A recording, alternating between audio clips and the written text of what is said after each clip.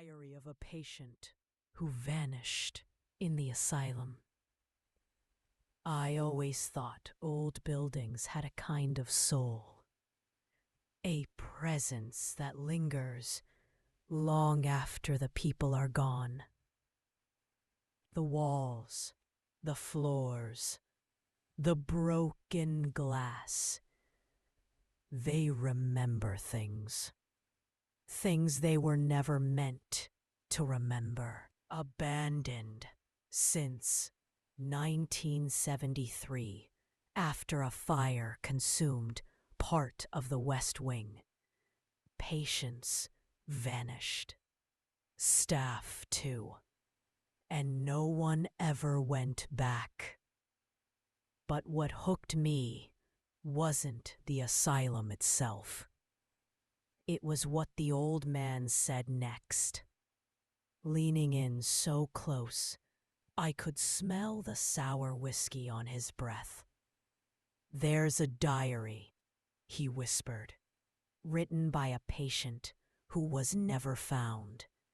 And if you I should have laughed it off.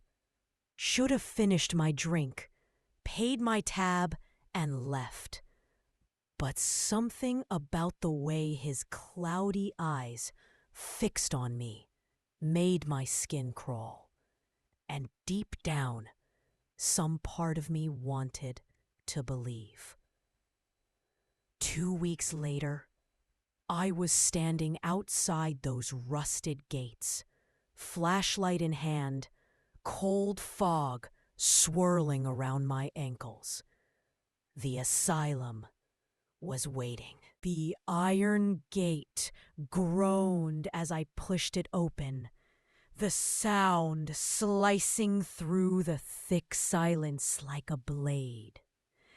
Every instinct in my body screamed to turn back, but my curiosity, that damn curiosity, pulled me in. The courtyard was overgrown, the skeletal remains of trees twisting like grasping hams. Shattered windows glared down at me, their jagged edges catching the moonlight. I stepped forward. The main entrance doors hung ajar, one of them nearly torn from its hinges. I paused at the threshold, shining my flashlight into the decaying hallway beyond. The beam caught flurries of dust, hang in the air like ash, and then a sound. A soft, wet dragging, somewhere deep in the building. I told myself it was an animal. Rats. But then I saw it. On the wall to my left, scrawled in something dark and smeared. A single word. "Look." I raised the flashlight higher. The writing continued down the hallway. Letters, uneven, desperate. "Look. Look. Look." And at the end of the trail, an open doorway. I swallowed hard, heart pounding in my throat, and stepped inside. The room was small, filled with rotting furniture and scattered papers. The air stank of mildew and something metallic. And there, on a rusted bed frame, surrounded by dust and bones, lay an old, leather-bound book. I knew before I even touched it.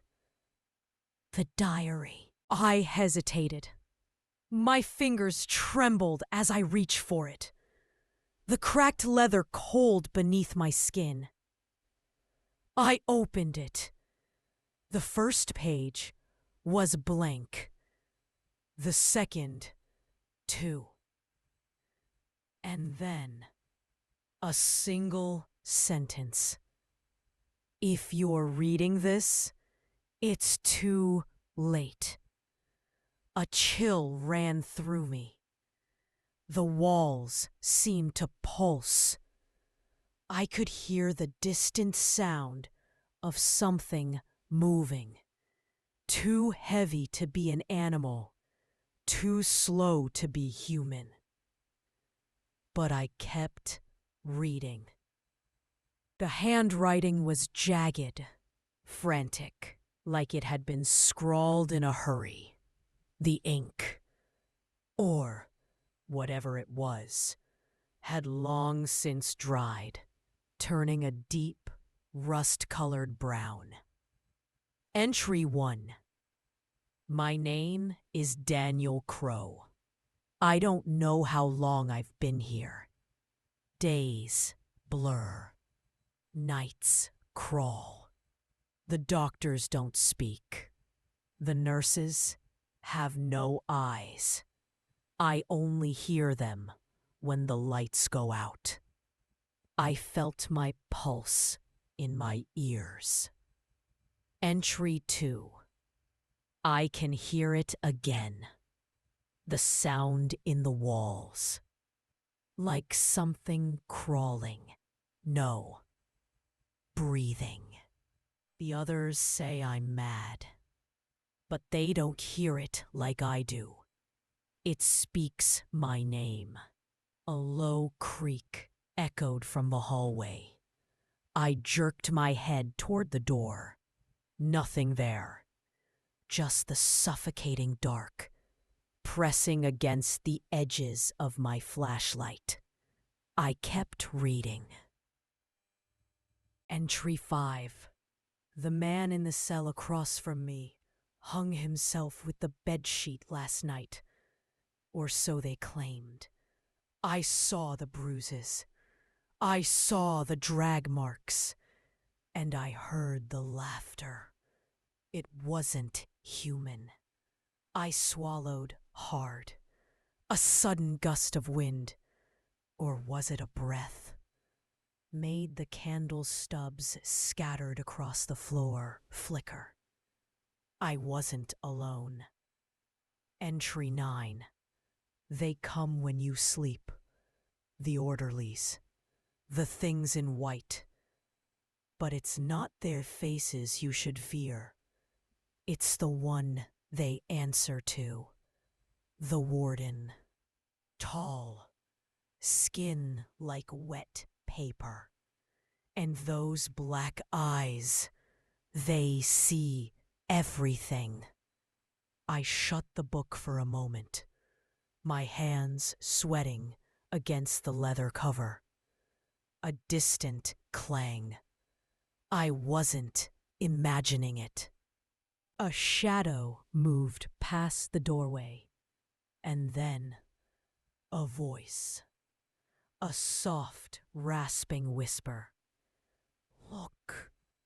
I gripped the diary and ran. The hallways twisted unnaturally, every turn leading me deeper instead of out. Doors I could have sworn were there minutes ago were gone, replaced by crumbling walls. The building was alive, and it was closing in. My footsteps echoed unnaturally, the sound bouncing off walls that felt too close, too narrow. The diary felt heavy in my hand, like it carried more than just words. I reached a stairwell. The metal railing was cold, slick with something I didn't dare identify. I aimed my flashlight down. The beam was swallowed by the dark after only a few steps. And then movement. A pale hand darted across the bottom landing. Not a human hand. Too long, too thin. The fingers jointed wrong. A voice followed, thick and wet, as though spoken through water. Come, see. I should have turned back. Any sane person would have. But I was past the point of reason. I descended. The air grew colder, denser. My breath hung in front of me, each exhale growing slower, more labored. At the base of the stairs, a single flickering light bulb dangled from a frayed cord. It cast wild, twitching shadows across the walls. And in the center of the room, something sat hunched over. A figure, thin, dressed in rotted hospital whites, its head bowed. I stepped closer. It spoke without lifting its head. Did you read it? My throat was dry. I couldn't speak. The book. It croaked again. Did you read it? I nodded. That was my mistake. The figure lifted its head. Its face was a mask of stitched flesh, lips sewn shut, eyes hollow sockets, bleeding a dark, oily fluid. And yet, somehow, it smiled. Without moving its sewn lips, it spoke directly into my skull. Now you belong to him. The lights went out. I ran, blind, slamming into walls, feeling unseen hands brushing against my shoulders, fingertips cold and sharp. Somewhere behind me, the figure whispered one last word. Look. I burst through a rusted doorway and into open night air. Or what I thought was night. The sky above was wrong. No stars, no moon. Just a thick red haze swirling like smoke. And in its center, a shape. A towering silhouette. Limbs too long. Head cocked at an unnatural angle. It was waiting. I dropped the diary. And the last thing I remember, before my vision went black, was the sound of pages turning themselves, faster and faster, and a voice. You shouldn't have read it. My legs barely worked anymore.